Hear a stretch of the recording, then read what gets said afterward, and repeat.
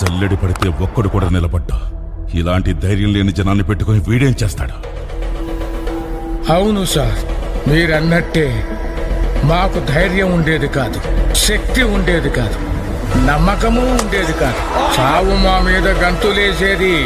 కానీ ఒకడు అడ్డం నిలబడ్డాడని వాడిని కాలి ముందు తల నరికాడు కదా. ఆ రోజు చాలా సంవత్సరాల తర్వాత చావు మీద మేము గంతులేసాం. వాడు కత్తి విసిరిన వేగానికి ఒక గాలి పుట్టింది. In just 17 balls for Abhishek Sharma. ఆ గాలి నరాతిలో ఉన్న ప్రతి ఒక్కడికి ఊపిరిచ్చింది.